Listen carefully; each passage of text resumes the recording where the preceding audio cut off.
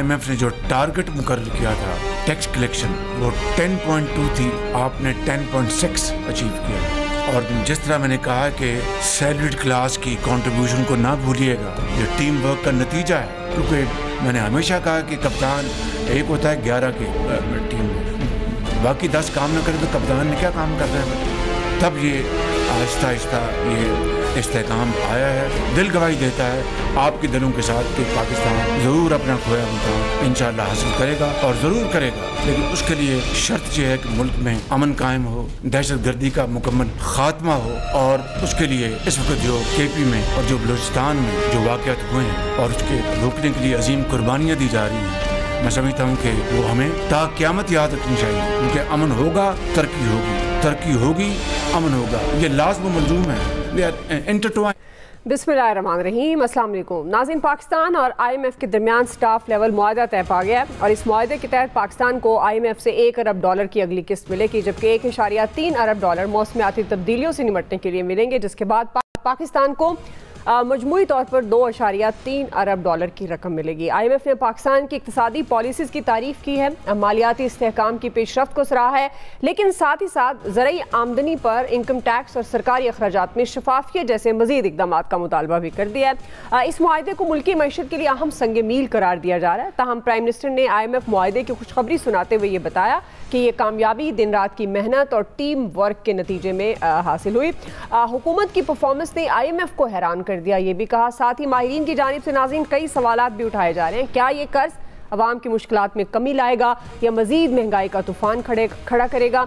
IMF की शराइत के तहत बिजली, गैस और टैक्स इस्लाहात का बोझ किस हद तक अवाम पर आएगा? क्या इससे वाकई मईशत में बेहतरी आएगी या सिर्फ अदाद शुमार का खेल खेला जा रहा है? ज़राई आमदनी पर टैक्स का नफाज किस हद तक मुमकिन होगा और क्या हुकूमत तवानाई के शोबे में इस्लाहात के वादे पर पूरा उतर पाएगी? ये तमाम सवाल इस वक्त ज़ेर गर्दिश। इसी से मुताल्लिक हमारा आज का पहला बड़ा सवाल होगा। पैनल में आज शामिल हैं अयाज खान साहब, आमिर इलियास राना साहब, फैसल हुसैन साहब, नवीद हुसैन साहब और मोहम्मद इलियास साहब। आप सबका शुक्रिया। नवीद साहब, आपसे आगाज़ करी हूँ, चूँकि अब ये मुआहदा आवाम के लिए रिलीफ समझा जाए या मज़ीद टैक्सेस में इजाफा होगा? सिंपली अगर पूछा जाए तो इस मुआहदे के बाद क्या आम आदमी को फ़ायदा होगा? अच्छा दुआ देखें, मेरे ख्याल में इसी शो में मैंने पहले ये जिक्र किया था कि ये पहला रिव्यू जो है ये तो सक्सेसफुली हो जाएगा, क्योंकि IMF की अपनी क्रेडिबिलिटी एट स्टेक होती है अगर पहला ही रिव्यू जो है वो नाकाम हो जाए तो। अच्छा, दूसरी बात ये है कि पाकिस्तान ये कहना कि जी IMF के प्रोग्राम से पाकिस्तान जो है वो लॉन्ग टर्म इकनॉमिक स्टेबिलिटी जो है वो अचीव कर लेगा, तो मेरे ख्याल में जो हमारे माजी के तजर्बात हैं, माजी को देखते हुए मुझे नहीं लगता कि ऐसा कुछ होगा। देखें, पाकिस्तान जो है वो IMF का मोस्ट लॉयल कस्टमर माना जाता है। 23 दफ़ा हम IMF के पास जा चुके हैं अपनी 70 साल की जो एसोसिएशन है IMF के साथ। उसके बावजूद हर दफ़ा ये कहा जाता है कि जी ये आखिरी दफ़ा है, ये आखिरी दफ़ा है, ये आखिरी दफ़ा है। और हमें वो एक स्टेट बैंक के फॉर्मर गवर्नर थे, उन्होंने बड़ी अच्छी बात की थी, डिप्टी गवर्नर थे आई गेस, कि पाकिस्तान का जो IMF का जो सख्त किस्म की मोहब्बत है, उसका इश्क है, पाकिस्तान उसका आदी बन चुका है। तो पाकिस्तान उसका आदी बन चुका है, वो बार बार जाएंगे, हमें और आपको कहा जाएगा कि जी ये आखिरी दफ़ा है, लेकिन फिर हम जाएंगे। बिकॉज चीज़ ये है कि अभी आप देख लें, ये जो कल रिपोर्ट आई है कि आपकी इकोनॉमिक ग्रोथ जो है वो 1.7% है, जबकि आपकी पॉपुलेशन ग्रोथ जो है वो 2.5% है। यानी 2.5% की पॉपुलेशन ग्रोथ और 1.7% की GDP ग्रोथ कैसे सस्टेन होगा? फिर दूसरी बात यह है कि हमने यानी हम कभी भी अपने उससे सीखते तो नहीं है। अब सैलरीड क्लास के ऊपर जैसे आपने कहा कि आम आवाम से हमारी मुराद आप और हम ही हैं जो सैलरीड क्लास है। सैलरीड क्लास से इस मालियाती साल में के पहले 8 महीने में तकरीबन 330 31 अरब रुपए जो है वो इनकम टैक्स लिया गया है, यानी जो कि तकरीबन 56% जो है वो पिछले साल के मुकाबले में ज्यादा है। उसके मुकाबले में आप अगर रिटेलर को देखें तो तकरीबन कोई 20-23 अरब रुपए उनसे लिए गए हैं। होलसेलर को देखें तो उनसे जो है वो 12-13 अरब रुपए लिए गए। तो आपके और हमारे लिए यानी ये सैलरीड क्लास उठा रही है इस इकोनॉमी का बोझ, और उसके बावजूद ये बताया गया है कि जी जो IMF के साथ मुज़ाकरात थे उसमें सैलरीड क्लास के लिए कोई रिलीफ की बात नहीं मांगी ही नहीं गई। ये जो हम यहाँ कहते हैं ना कि जी IMF को नजर नहीं आता, IMF ये नहीं कि IMF तो वो कहेगा ना जो आप सामने प्रपोजल रखेंगे, जो आप टेबल पे चीजें लेके आएंगे, तो ये तो उनके साथ बात उठाई नहीं गई। और दूसरा, अगर वो आपके आवाम के लिए ही उनको ये होता ना, देखें प्राइम मिनिस्टर साहब ने कहा था कि जी वो पावर टैरिफ में रिलीफ मिलेगा, 8 रुपए तक रिलीफ की बात की गई थी, उसके लिए पेट्रोलियम लेवी बढ़ा दी गई। क्या हुआ? एंड में आके IMF ने शूट डाउन कर दिया आपकी वो प्रपोजल। तो आम आवाम के लिए तो कुछ भी नहीं है। अच्छा, उसके साथ साथ आपने IMF की शराइत को मानते हुए आपने अपनी जो इकोनॉमी है उसको टोटली लिबरलाइज करने का, टोटली ओपन करने का जो है वो एग्री कर लिया है। अब ऐसे मौके पे यानी आपके जो टैरिफ्स हैं वो तकरीबन 10.6%, उसको आपने गिरा के लेके आना है 6% के ऊपर। यानी एक ऐसे वक्त पे यानी ये आप टैरिफ्स क्यों लगाते हैं, ये ड्यूटीज क्यों लगाते हैं? ताकि लोकल इंडस्ट्री को उसको प्रोटेक्ट किया जाए। अच्छा, अब आप जब ये वेव करेंगे उसका मतलब है जो प्रोटेक्शन लोकल इंडस्ट्री को थी वो तो खत्म हो गई।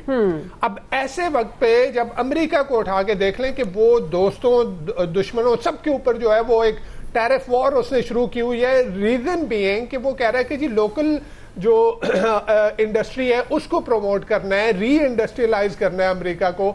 और यहाँ पे हम क्या कह रहे हैं कि जी अमेरिका IMF सरकार हमें कह रही है कि जी आप लिबरलाइज करें टोटली। यानी अभी भी आपका जो ये 1.7% की ग्रोथ की बात की गई है ना, इसमें सर्विसेज सेक्टर और एग्रीकल्चर है, जबकि आपका इंडस्ट्रियल सेक्टर जो है वो मुसलसल श्रिंक हो रहा है। अब ऐसे वक्त में जबकि इंडस्ट्रियल सेक्टर मुसलसल श्रिंक हो रहा है और आप जो है वो इकोनॉमी को ऐसे ओपन कर देंगे तो वो जो थोड़ी बहुत प्रोटेक्शन लोकल इंडस्ट्री को है वो भी खत्म हो जाएगी। तो क्या होगा? तो ये है कि हमारे ये अशराफिया इनको सिर्फ अपने उससे आपने MPs की तनख्वाहें बढ़ा दी, आपने जो है वो मिनिस्टर की तनख्वाहें बढ़ा दी, आपने पार्लियामेंट हाउस का बजट बढ़ा दिया, आपने प्रेसिडेंसी का बजट बढ़ा दिया, लेकिन आवाम के लिए जब कहा जाता है कि तो जी उनके लिए रिलीफ, तो उनके लिए जी देने के लिए कुछ नहीं है, फिर उनके लिए सिर्फ भाषण होते हैं। तो हमारे ऊपर एक ये भी मैं जाते जाते बात करूंगा, दुआ एक अलमिया है कि एक मुल्क जो कि कर्जों में डूबा हुआ है, जो टोटल कर्जों के ऊपर चल रहा है, वहां पे मजीद कर्जा लेने पे एक दूसरे को मुबारकबाद दी जाती है, मिठाइयां बांटी जाती हैं और उस पे जो है सीना चौड़ा करके कहा जाता है कि जी मजीद कर्जा जो है वो हमें मिल गया है, जबकि आपके हर एक पाकिस्तानी का बाल बाल कर्जे में जकड़ा हुआ है। सही जी। आमिर साहब, आपको क्या लगता है ये नया मुआहदा आवाम के लिए रिलीफ होगा या मजीद टैक्सेस में इजाफा नजर आ रहा है? देखें, बात सिंपल सी है कि जब हमने ये $7 अरब का लिया था कर्जा, जिसमें से पहली किस्त हमें 1.3 मिली और दूसरे का रिव्यू होके आज उसका स्टाफ लेवल की आ गई, अभी तो IMF बोर्ड ने बैठना है और साथ $1 अरब नया हमें क्लाइमेट चेंज पे मिलने जा रहा है। तो मजमूई तौर पे हमारे जो इकनॉमिक पोजीशन है उसमें इस्तेकाम तो आएगा कि हाँ जी, जहाँ हम बात कर रहे थे दिवालिया होने की, पाकिस्तान की मईशत के बैठने की, वहाँ एक सिमत तो ये दुरुस्त है कि आपकी जो सारी मईशत की लुक है वो ठीक होगी, आपकी रेटिंग ठीक हो जाएंगी और जो हम मंसूबे करना चाह रहे हैं, जैसे वर्ल्ड बैंक है, एशियन डेवलपमेंट बैंक है, इस्लामिक डेवलपमेंट बैंक है, क्योंकि सारी दुनिया IMF के साथ चल रही है, तो वो आपके साथ जो प्रोग्राम चला रहे हैं, जैसे वर्ल्ड बैंक का हुआ है कि आइंदा 10 साल के लिए $20 अरब सरकारी सतह पे, और IFC से जो उन्हीं की ब्रांच है निजी शोबे में, वो स्पेंड करने के लिए $20 अरब वो भी तैयार हैं। $40 अरब के 10 साल में वो ये काम करने को तैयार हैं कि आपकी मईशत चलने के इम्कानात हैं। अब जो नवीद साहब ने नक्शा खींचा, बिल्कुल उसमें कोई दूसरी बात नहीं है, ना उसमें कोई दूसरी राय है कि ये बिल्कुल हम कहते हैं कि जनाब आपको सिर्फ सैलरीड क्लास मिलती है ठगने के लिए। ये ठगने का काम है ना जो गवर्नमेंट करती है कि हमारे जेबों से पैसे पहले निकाल लो और इधर सोलर पे डाल दो, उस पर डाल दो, लेकिन अशराफिया ये सिर्फ ये तनख्वाह जो है ना पार्लियामेंटेरियंस की बढ़ना, ये कुछ भी नहीं है। असल मामलात वो हैं जहाँ तायुशात के ऊपर टैक्सेस लगने चाहिए, जहाँ जैसे अब ये बड़ा प्राइम मिनिस्टर ने बड़ा अच्छा किया, गिनवाया भी सही कि जी हमने वो जो बैंकों के ऊपर लगा था जुर्माना, हमने वो हाई कोर्ट से स्टे ख़त्म करा के फ़ौरन ले लिया, बहुत अच्छी बात है।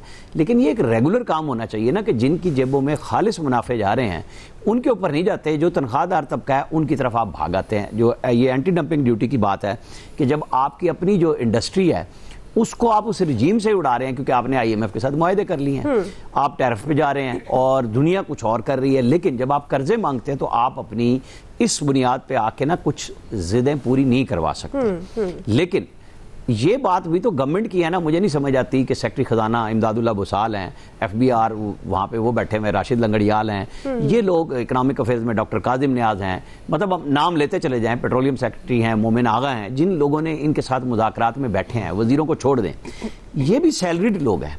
लेकिन क्या है कि ये यहाँ पे तहफ़्फ़ुज़ नहीं कर सकते। मैंने नाम लिया, मैं इन सबसे पूछूंगा भी सही कि भाई ये क्या है कि आप लोग खुद ब खुद अलग रैंक में चले जाते हो। ठीक है, प्रिविलेजेस आपके पास बेशुमार हैं, बोर्ड्स पे आप बैठते हैं, डॉलर्स में आप पैसे लेते हैं बोर्ड की मीटिंग अटेंड करने के।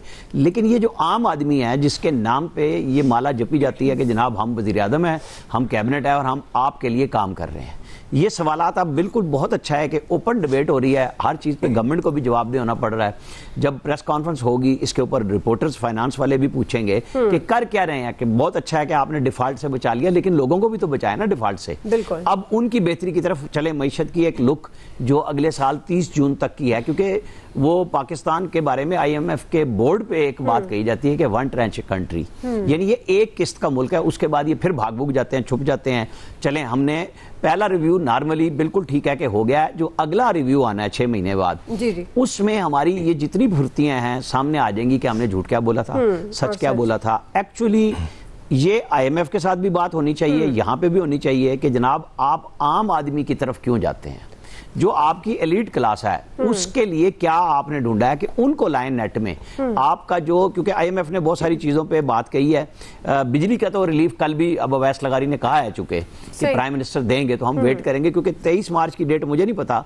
जब पेट्रोलियम की मसनूआत वाला आया था तो यही आया था कि चंद दिनों में, चंद हफ्तों में प्राइम मिनिस्टर देंगे, क्योंकि IMF का कहना यह है कि आपने जो रद्द बदल करना ना वो बजट में कर लिया करें, बजाय हर 3 महीने और 6 महीने के बाद कहानियां सुनाने हमें आ जाते हैं कि यूं कर लें और यूं कर लें, कि आप बजट में लेके जाएं। अब ये कैसे रिलीफ देंगे, ज़ाहिर है इन्होंने वादा किया, इनसे पूछा जाएगा। सही सही, बिल्कुल बिल्कुल। अयाज साहब, अगर मईशत संभल रही है तो अवाम परेशान क्यों है? क्योंकि प्राइम मिनिस्टर तो कह रहे हैं कि हुकूमत की परफॉर्मेंस ने IMF को हैरान कर दिया।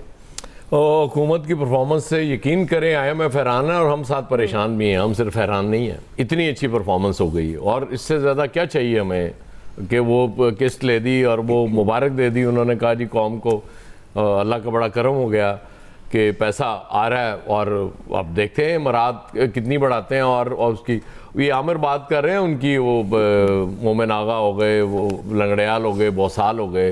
राना साहब आप बादशाह बंदे हैं यार, यही तो वो ब्यूरोक्रेट्स हैं जो मशवरे दे रहे होते हैं हुक्मरानों को कि ये तनख्वाहदार हैं तो लाओ टैक्स, वरना कहाँ से पूरा होना है। आप इनको मजलूम करार देने की कोशिश कर रहे हैं। ये बड़े अच्छे लोग हैं। मैंने बिल्कुल नहीं मजलूम करार दिया, आपने मेरी बात फिर समझी नहीं। नहीं, मैं समझ गया हूँ आपकी बात। आप कह रहे थे मैं पूछूंगा भी, कोई फायदा नहीं होना इनसे पूछने का, यकीन करें कि भाई बिल्कुल ये तो यही तो बता रहे होते हैं ये तरीके कि हुजूर ये इधर से ये इतना पैसे टैक्स और लगा लेना इन पे, फिर देखें IMF कैसे नहीं मानता। ये बड़े कमाल लोग हैं, यकीन करें। वो सबसे बड़ा जो नुक्ता नहीं समझ आ रही ये मईशत, बाकी तो चीज़ें हमारी है ही गड़बड़ ना। हम तो ज़ाहिर है वो एक टाइम का वो कहते हैं ना, खाना खा लो फिर अगले टाइम देखेंगे क्या करना है। बुनियादी तौर पे हमारी कौमी वो जो सोच ही इस तरह की है कि हम वो प्लान करके नहीं करते चीज़ें कि बस ठीक है यार ये इस वक्त का खाना मिल गया ना, अब देखेंगे नेक्स्ट टाइम, कोई नहीं, अल्लाह मालिक है। तो मईशतें हुकूमतों की इस तरह नहीं चलती होती। और फिर अब दावा करते रह जाते हैं कि जी वो ये आखिरी प्रोग्राम होगा। नहीं हो सकता, मुमकिन नहीं है वो आखिरी प्रोग्राम हो जाए। वो जो नवेद साहब कह रहे थे ना, जो आपकी आबादी की रफ्तार बढ़ने की जो शरह है वो इतनी खौफनाक है और उस तरफ किसी की तवज्जो नहीं है। मईशत की बात भी हो जाती है, ज़राअत की बात भी हो जाती है, वो उसके बाद आपकी टेक्सटाइल की हो गई, इंडस्ट्री, हर चीज़ की बात, हर शोबे की बात हो रही होती है। अब इसमें वो एक और वो हो गया, माहौलियात के लिए भी हमें पैसे मिलना शुरू हो गए हैं। ये तो आपको पता ना, बड़ा ज़बरदस्त माहौलियात अब हो जाएंगी हमारी ना, हम इसको ठीक कर देंगे, सारे मौसमियाती तब्दीलियाँ जो आ रही हैं उनको रोक देंगे हम इतने पैसों में। 1 अरब डॉलर थोड़ा नहीं होता, 1.3 अरब डॉलर शायद है। और वो प्राइम मिनिस्टर सब कह रहे थे, देखें ना 7 नहीं अब 8.3 अरब डॉलर हमें मिल रहा है IMF से, वो इस पर भी बड़े खुश थे। लेकिन एक बात की उन्होंने, उनकी मुझे बड़ी इंप्रेस किया उन्होंने, उनकी एक बात ने उन्होंने कहा कैबिनेट से ना, उन्होंने कहा कि तनख्वाहदारों को भूलना नहीं है, इनको याद रखना है और टैक्स लगाना है, क्योंकि जब भी कोई मुश्किल आएगी मईशत पे, हुकूमत पे, आंदे जांदे इन पे टैक्स लगा देना, आराम से निकल आएगा। मतलब मैं तो हैरान हुआ उनकी दर्दमंदी, और मुझे दाद देनी पड़ेगी अपने प्राइम मिनिस्टर की कि वो किसी भी हालत में तनख्वाहदारों को नहीं भूलते, और अब तो वैसे भी नहीं भूलेंगे ना। अभी उन्होंने आगे भी याद करा रहे हैं कि भूलना मत, नहीं अब तो वैसे भी नहीं भूलेंगे। अभी उन्होंने तनख्वाहें बढ़ाई है ना अपने, वो जो तनख्वाहदार हैं उनके कैबिनेट में जो भर्ती किए थे उन्होंने, वो थोड़े से ज्यादा, तो इसलिए मेरा ख्याल अब याद रखेंगे हमेशा वो। आपने टेंशन नहीं लेनी। टेंशन फैसल साहब टेंशन नहीं लेनी, हम तो लेते भी नहीं है, शुक्र है। लेकिन बात यह है कि हाँ, आपको पता है मैं तो देता हूँ, टेंशन लेता नहीं।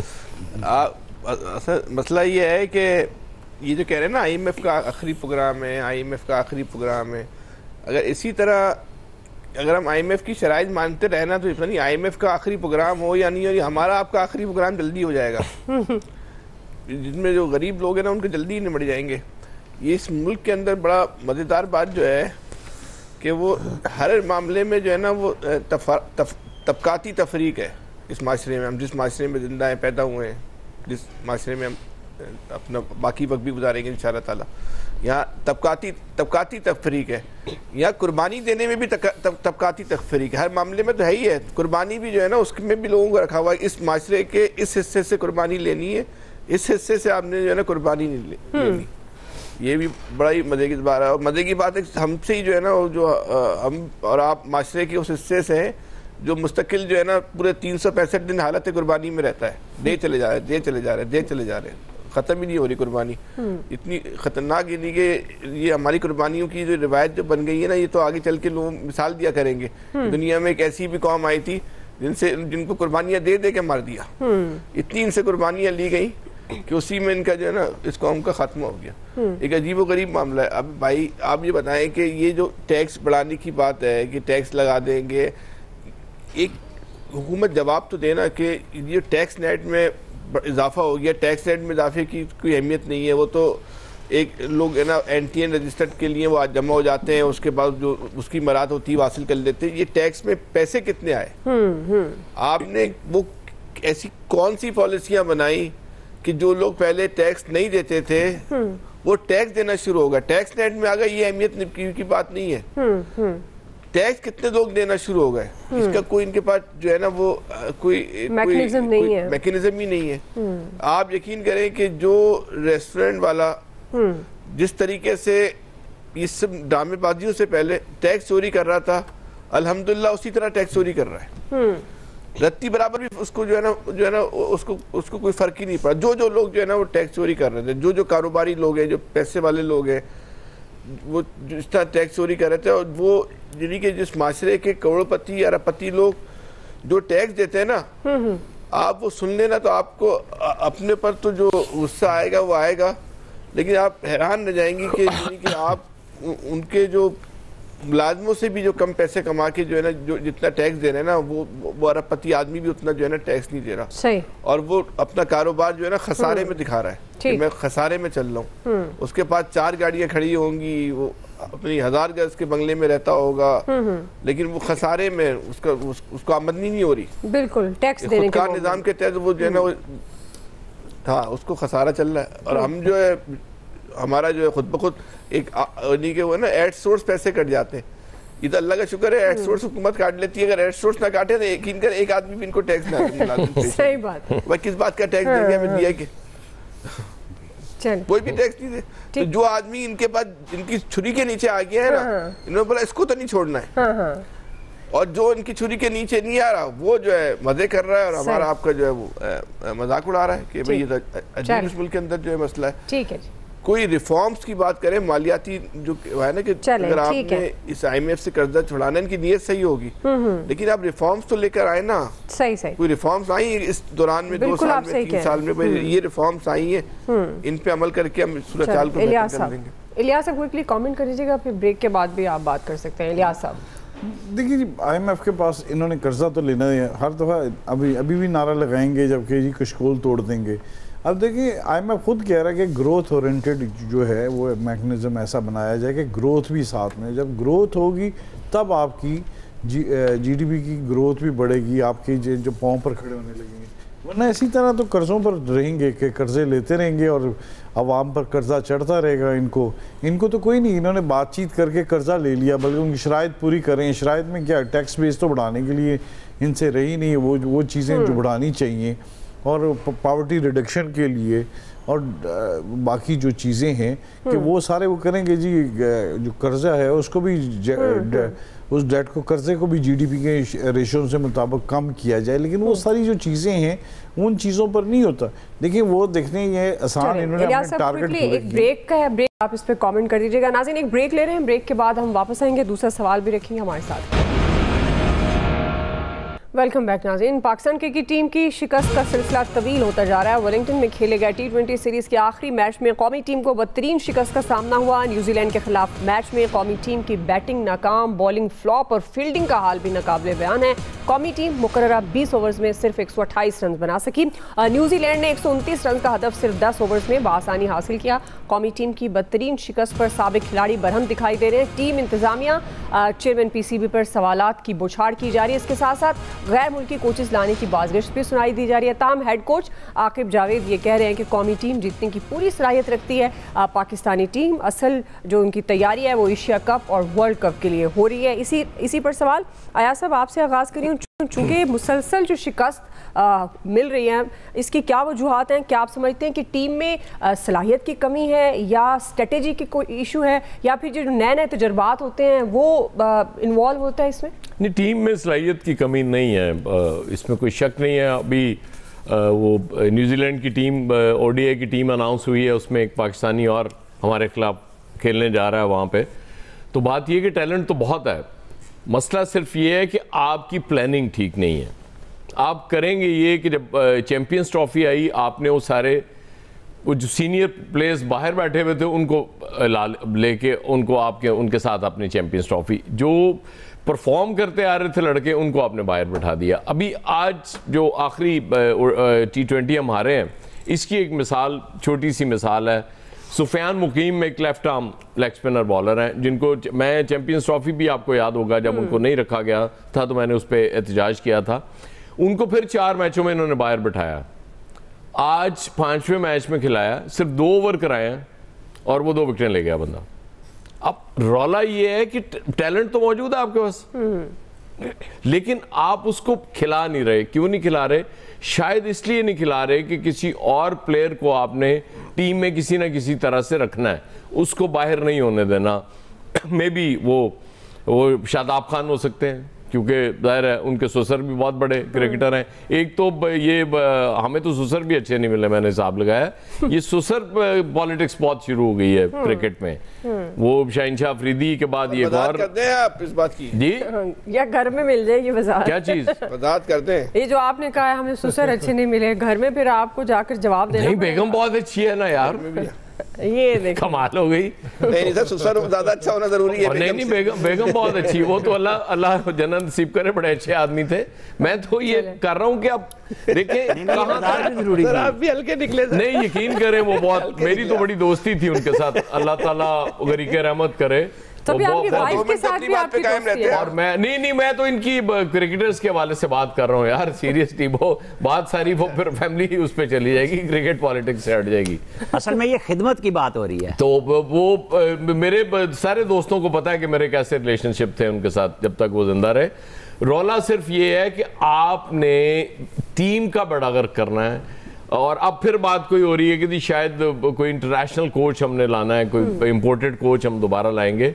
वो जेसन गिलेस्पी ने कह दिया था कि ये आकिब जावेद के बारे में कहा था कि ये मतलब इन्होंने जो हरकतें की थी हमें भगाने वाली कि ताकि हम ना ये खुद मुस्तकिल होना चाह रहे थे, और फिर उसी शख्स को आपने मुस्तकिल कोच भी बनाया, आपने उसको उसका चीफ सेलेक्टर भी वही है, अब वो सिलेक्ट भी वही टीम कर रहा है, कोचिंग भी वही कर रहा है, और उसके बाद फिर वो वहां जाके बी टीम उसकी मर्जी से खेलनी है, वो कप्तान की मर्जी से टीम मैदान में नहीं उतरनी। तो ये टैलेंट आप मतलब इंतहाई यंगस्टर लड़कों को लाएंगे और आपने उनसे कहा जी कि बस आपने मार धाड़ करनी है, पहली बॉल से आपने गेंद बाहर फेंकनी है। इस तरह से नहीं होती कोचिंग भाई। पिच को देख के अगर को मतलब 3 बॉल्स कहीं रोकनी भी पड़ती हैं तो वो रोकनी चाहिए, लेकिन ये है कि आपने चूंकि उनसे कह दिया कि आप मार धाड़ करें बस जाके पहली बॉल से 6 मारना शुरू कर दें। वो हसन नवाज ने 1 सेंचुरी की, उससे पहले भी 2 जीरोज हैं, फिर सेंचुरी के बाद 1 पे आउट हुआ और आज फिर 0 पे आउट हो गया। तो इस तरह से आप ये यंगस्टर्स लाके उनका बड़गर कर रहे हैं, फिर आप इनको फारिग कर देंगे और फिर वही खिलाड़ी दोबारा आ रहे होंगे सीनियर, हम इसका कोई फायदा नहीं होगा। इसलिए टीम का कोई कसूर नहीं है, मैनेजमेंट चेंज होने की जरूरत है, जितनी जल्दी हो जाए उतनी बेहतर है। वरना नकवी साहब ने तो कहा था कि वो क्रिकेट ठीक करके जाएंगे, अल्लाह खैर करे क्रिकेट ठीक ही ना हो। कौन से वाली होनी है ये नहीं पता। जी आमिर साहब, देखें जी, पहले तो कैबिनेट से बड़ी खबर आई है ना कि जो सोलर के ऊपर जो ये हमारे वही ब्यूरोक्रेट्स ने कहानी बनाई थी जिसमें उसके मेमार थे राशिद लंगड़ियाल जो आजकल चेयरमैन FBR है। उस वक्त वो वहाँ एनर्जी में थे और ये बना के आए थे सोलर पॉलिसी, जिसकी वज़ीर आज़म समेत वज़रा ने मुखालफत कर दी है और उस पर अमल दरामद रोक दिया, नेट मीटरिंग का जो नया सिलसिला लगाने लगे थे। पहली तो अच्छी खबर ये है कि जब आप करते हैं, और प्राइम मिनिस्टर के ऊपर खुद तनकीद हो रही थी कि आप कह रहे थे कि हम सोलराइजेशन पे जाएंगे, हर तरफ जाना है हमें, तो फिर आप ये कैसे नए सिस्टम में लेके आ रहे हैं, लोगों को फंसा रहे हैं ओल्ड, और जैसे वो पेंशन का एक काम शुरू किया है, तो आपको पहले सोचना चाहिए ना कि अब आप लोगों को तरगीब दे रहे हैं तो फिर क्यों दे रहे हैं। तब आप ना करते, आपकी पॉलिसी है तो फिर उसको तसलसल रखें, और अगर आपको कोई सिस्टम बनाना है तो सिस्टम जिन लोगों ने ये पहले बनाया था उनको भी साथ लाएं, सारे लगड़ बगड़ इकट्ठे किए हुए हैं। ये आज का तो नहीं चल रहा ना, सोलर कितने अरसे से चल रहा है। अब आप आ जाएं, जो अस्कार रफ्ता हमारी क्रिकेट टीम और उसकी कहानी की बात हो रही है, तो बिल्कुल जैसे खेले हैं वैसा हमें नतीजा मिला है। अगर हमारा एक टुल्ला चल गया है तो उस पर सारे लोगों ने कहा भाई ये कोई तकनीक से नहीं खेल रहा, इसको वो नहीं चलने देंगे, तो फिर क्या एक और डक, पहले भी डक थी, तो हम तो ओवरऑल यही जा रहे हैं। ठीक है, तो अगर आप 1-2 साल क्रिकेट नहीं खेलेंगे तो क्या हो जाएगा, आपको ख़त्म करना चाहिए सारे लोगों को कि अगर चाहे मैनेजमेंट गलती कर रही है या नहीं कर रही, खिलाड़ी पता तो लगे कि लड़के खेल रहे हैं भाई, चाहे आप जहां से मर्जी आ गए, जिस तरह से भी आ गए, आपने क्रिकेट खेलनी थी। मैनेजमेंट के ऊपर बिल्कुल आएगी, सारी बात है ही उनके ऊपर कि भाई आप लोगों ने क्या सिलेक्शन की, जो सिलेक्शन के लिए लोग लाए, आप कोचेज लाए, क्या कर रहे हैं, आपको वर्ल्ड कप खेलना है, चैंपियंस ट्रॉफियां खेलनी है, मुख्तलिफ ममालिक के साथ 2 तरफा क्रिकेट है, तो आपकी कोई प्लानिंग की हिकमत अमली होगी तो चलेगा ना। जी जी सही। जी फैसल साहब, आपके ख्याल में क्या सलाहियत की कमी है, हिकमत अमली कमज़ोर, और ख़ासतौर पर ये जो इंतज़ामिया की बात हो रही है, चेयरमैन PCB, वाकई उनको रिज़ाइन दे देना चाहिए या आकर उनको वजाहत करनी चाहिए, या ये जो आकिब जावेद हेड कोच की वजाहत है यही काफ़ी है कि पाकिस्तान टीम असल में एशिया कप और वर्ल्ड कप के लिए तैयारी कर रही है? एक तो मोहसिन नकवी को रिज़ाइन देना चाहिए नहीं चाहिए तो एक बहस तलब मौजू है, लेकिन हमें मेयारात ज़रूर तय करने चाहिए कि PCB का चेयरमैन जो होगा उसके लिए क्या क्राइटेरिया होना चाहिए। जब हर ओहदे के लिए हम एक म्यार मुकर्रर करते हैं, जब मिसाल अदालत के चीफ जस्टिस के लिए आप एक म्यार मुतय्यन करते हैं, आप किसी टेक्निकल ओहदे के लिए पार करते हैं, क्रिकेट एक एक्सपर्टीज़ का काम है, तो एक कोई म्यार तो मुतय्यन करना चाहिए हमें कि इसके चेयरमैन के लिए जो है वो क्या म्यार होगा। अब हम जो कोचेस बनाते हैं, ये इसमें आज दुनिया में कोचेस जो हैं उसका बाकायदा जो है ना कोर्सेज होते हैं कि ये कोच 1 A लेवल का कोर्स है, B लेवल, हम सिर्फ खिलाड़ी होने की बुनियाद पर उसको आप बड़े से बड़े खिलाड़ी को ना कोच बना देते हैं। वो ये अब ये एक्सपर्टीज़ है, ये इसमें बाकायदा एक इसमें पूरी एक साइंस है ये क्रिकेट सिखाना। ये ज़रूरी नहीं है क्रिकेट सिखाने वाला जो है वो अच्छी क्रिकेट खेलता भी हो। इस तरह कोई जो उस्ताद होता है उसका ज़रूरी नहीं है कि जो उसका जो शागिर्द है उससे कम जाएगा। जितने भी बड़े बड़े लोग बने उनके उस्ताद उतनी तरक्की नहीं की होगी। तो ये सिखाना एक बिल्कुल एक अलग साइंस है। अब जो उसके लिए एक्सपर्टीज़ की ज़रूरत है, वो हम उस पर हम काम नहीं करते। ये जब तक आप प्रोफेशनलिज्म लेके नहीं आएंगे, जब तक आप मेरिट लेकर नहीं आएंगे, आप चीज़ों को बेहतर नहीं कर सकते, आप इकराबा परवरी ख़त्म नहीं कर सकते। आप मोहसिन नकवी को बनाए चेयरमैन, ताहयात बना दें, लेकिन म्यार तो मुतय्यन करें कि पीसीबी के चेयरमैन के लिए ये म्यार ज़रूरी है, ये चीफ सेलेक्टर के लिए ये म्यार ज़रूरी है, चीफ कोच के लिए ये म्यार ज़रूरी है। लेकिन हम तो सिर्फ इस बुनियाद पे कि नाम की बुनियाद पे, ताल्लुक़ की बुनियाद पे, बासर होने की बुनियाद पे अगर ये ओहदे बांटते रहेंगे तो फिर यही रिजल्ट आना है ना। फिर शिकवा क्या है? मसला ये है कि इस कौम को क्रिकेट से उनसियत बहुत है, पाकिस्तानी कौम को। अब जब खराब कारकर्दगी होती है सबके दिल दुखते, तो भाई दिल दुखते, उसका हर मामले में दुखता है, इस मामले में भी दुख जाता है, क्या प्रॉब्लम है?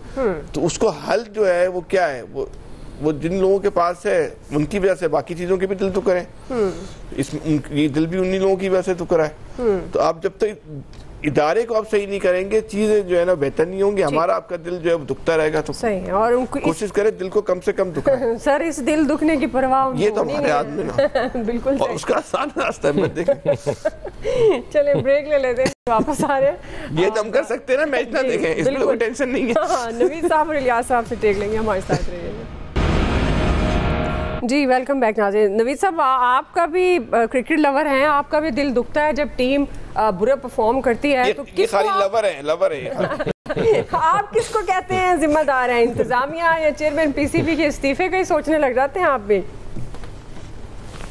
अच्छा तो देखिए, मेरे ख्याल में हम एक टीम जो है वो एक मैच अच्छा खेलती है तो उसके बाद हम उनकी तारीफ़ों में ज़मीन और आसमान के कलाबे जो है वो मिला रहे होते हैं, और जब वो टीम एक मैच में परफॉर्म नहीं कर पाती तो हम जो है वो फिर सारे सिस्टम की, बिकॉज़ ये ओवरऑल हमारी मिनहसल कौम एक रिएक्टिव मेंटालिटी है। हमने देखिए ये ओवरऑल आप अगर देखा जाए ना तो ये सिस्टेमिक फेलियर है, आपके सिस्टम का जो है ना वो फेलियर है, आपकी एक मुसलसल इन्हितात है, जवाल है, जो कि हर तरीके में आप देखें, क्रिकेट में एक ज़माने में आप चैम्पियन थे, हॉकी में आप चैम्पियन थे, स्क्वॉश में आपको कोई नहीं हरा पा रहा था, स्नूकर में कहाँ पे थे, और फिर आज आप देखें तो ये ओवरऑल जो आपके माशरे में जो सिस्टम का फेलियर है, यूथ का इंटरेस्ट, मेरे ख्याल में उनका यकीन उठ रहा है। देखें ना, अभी जो कुछ अर्सा पहले ही ब्लूमबर्ग की रिपोर्ट आई थी, तकरीबन कोई 10 लाख पाकिस्तानी, और वो नहीं जो कि डे लेबरर हैं, जो कि गल्फ जाएंगे और वहाँ जाके जो है मजदूरियाँ करेंगे, ये वो लोग थे जो प्रोफेशनल थे, जो डॉक्टर्स थे, इंजीनियर थे, आईटी प्रोफेशनल थे, अकाउंटेंट थे, वो मुल्क छोड़ के भाग गए। वो इस मुल्क में अपना फ्यूचर नहीं देख रहे। देखें, आपको जब कौम आती है ना, चाइना को उठा के देख लें, चाइना यानी एक ज़माने में ओलंपिक टेबल पे चाइना का कहीं नामो निशान नहीं होता था, आज चाइना और अमेरिका नेक टू नेक होते हैं। क्यों? आप कौम को ये उम्मीद देते हैं, कौम के अंदर ये उम्मीद पैदा करते हैं, और उसके साथ साथ ये जो एडहॉकिज्म है ना, एडहॉकिज्म ने, आप ये देखें ना, 90s में मेरे ख्याल में पीसीबी के टोटल मुलाजमीन की तादाद 1 दर्जन से कम होगी। हम उस वक्त बड़े बड़े टूर्नामेंट करा रहे थे, आज जो है वो 600 से ऊपर पीसीबी के मुलाजमीन की तादाद है, और देखें उसका क्रिकेट का हाल देखें वो क्या हुआ है। हर जगह जब हम एडहॉकिज्म और पॉलिटिसाइज कर देंगे, हर एक इदारे को हमने पॉलिटिसाइज कर दिया, उसमें पॉलिटिक्स लाके अपनी मर्जी के मनपसंद लोगों को लाके उस इदारे का तबाह और बर्बाद कर दिया हमने, तो ये ओवरऑल हमारे इन्हितात की कहानी है और ये उसी की कंटिन्यूएशन है। सही जी। इलियास साहब, आपके ख्याल में क्यों, क्या हिकमत अमली, स्ट्रेटेजी, इंतजामिया जिम्मेदार है? वैसे तो आपके दोस्त हैं, हम तो आपसे डायरेक्ट ये सवाल भी नहीं पूछ सकते, आप समझते हैं कि रिजाइन दे देना चाहिए या एटलीस्ट उनको जवाब तो देना चाहिए? इलियास साहब। हाँ बिल्कुल जी, जवाब तो देंगे। वो किधर ठीक है, नकवी साहब को चाहिए, इलियास साहब को एडवाइजर रख ले। इधर ही आगे हैं, वो इधर ही हैं, क्रिकेट बोर्ड में हैं और रोज मीटिंग्स भी ले रहे हैं। और जैसे आपने कभी उनसे जाती तौर पर पूछा है अलग से कि ये क्या हो रहा है क्रिकेट में? हाँ, वो कह रहे हैं कि बेहतरी लाने के लिए वो काम कर रहे हैं, वो तो यही कह रहे हैं कि बेहतरी लाएंगे, देखेंगे आप। अभी वो कह रहे हैं कि इसके लिए बहुत इस्लाहात वगैरह जो की जा रही हैं। बहरहाल ये जो सिस्टम है, चल रहे हैं, जो सिस्टम है ना, जो उनके एडवाइज़र हैं, वो जो इस तरह के मामलात वगैरह, वो मामलात वगैरह जो है, जो जिस तरह के आकिब जावेद साहब को अब जाहिर है उनको इन लोगों से, जाहिर है मोहसिन नकवी साहब को क्रिकेट के बारे में इतना नहीं पता जितना आम एक पता होता है। ये तो सिस्टम के सारा है ना कि पहले क्रिकेट बोर्ड का चेयरमैन आता था, कोई प्रोफेशनल आते थे। अब जब से सियासत इसमें घुसी है और सियासत वो नीचे खिलाड़ियों तक जो गई है वो चीज़ गई है, उसकी वजह से आप देख लें सारी चीज़ों को कि खिलाड़ी आपस में भी एक दूसरे के साथ सही लाइजन नहीं है, आपस में एक दूसरे को क्रिटिसाइज, कप्तान ये जब से वो कहेंगे ना, आप कहेंगे एक दफ़ा मानी पीटीआई जब से हटे हैं उधर से, तो उसके बाद जो सियासत शुरू हुई है उसके बाद ख़त्म नहीं हुई। आप एक एक खिलाड़ी को भी पूछ लें, आप देखेंगे वसीम अकरम, वकार यूनुस, फिर देख लें सारे खिलाड़ी आपस में एक लॉबियाँ बनती रही हैं। और वो लॉबियाँ अभी तक, ये जो छोटे नए जो हमारे खिलाड़ी आए बाद में, जो अब सीनियर भी हो गए, उनमें भी सियासत इतनी है कि देख लें आज बाबर आजम जैसा बंदा बाहर बैठा हुआ है कि उसको वो ये जी वो उसको क्या कर रहे हैं। आवाम के भी ज़ाहिर है आवाम बड़ी मायूस हुई है, आवाम का दिल टूटा हुआ है इस टाइम। वो पाकिस्तानी टीम के बारे में बात भी करना नहीं लोग बाहर पसंद करते, क्योंकि इतने ज़्यादा उन्होंने शिकस्त देखी। और आज की शिकस्त जो हुई है, लोग पहले ही इनको बुरा कहते थे कि उन्होंने महसूस ही नहीं किया कि हम मैच आ रहे हैं कि नहीं आ रहे। इसी तरह जब हम हॉकी जीता करते थे, एक बात करनी है, और हॉकी जीता करते थे उस वक्त हम लोग पाकिस्तान दुनिया में नंबर 1 होते थे हॉकी की। अब देखिए हॉकी के बारे में कभी कोई पूछता नहीं। इसी तरह लोग अपनी टीम की बजाय देखने के दूसरी टीमों को देखते हैं। जाहिर है इस टीम में, फिर देख लें इस टीम में कितने गैम्बलिंग में भी पकड़े गए लोग। जाहिर है चीजें जब टीमों में इस तरह की चीजें आएंगी तो इसमें डिसिप्लिन लाने की जरूरत है, इंफ्रास्ट्रक्चर को बेहतर करने की जरूरत है। वो नवीद साहब कह रहे हैं 600 बंदे रखने से नहीं काम चलेगा, इधर बंदे लाएं, प्रोफेशनल लाएं, ठीक तरीके से अपने खिलाड़ियों को देखें, अपनी प्रैक्टिस करवाएं, उस टीम का पता चलता है कि कौन सा खिलाड़ी किस तरह खेलेगा। मोहसिन साहब को भी इन चीजों को देखना चाहिए कि खिलाड़ी सही तरह इलियास साहब जो कह रहे हैं ना, ये इलियास साहब जो कह रहे हैं ना कि अब लोग इस मौजू पे, क्रिकेट के मौजू पर बात भी नहीं करना चाहते, ये बेसिकली आपको कह रहे हैं कि अब तो लोग बात भी नहीं करना चाहते, आप सवाल क्यों रख लेती हैं?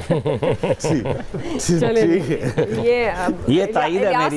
इलियास साहब को पसंद नहीं आया ना उनके दोस्त के रिजाइन की जब बात हो जाए उनके भाई की, तो फैसल साहब ज्यादा समझने लगे। चलें जी, वक्त खत्म हो गया तो क्लोजिंग कर दूंगी। वक्त खत्म। शुक्रिया आप सबका, फीडबैक दीजिएगा। अल्लाह हाफिज।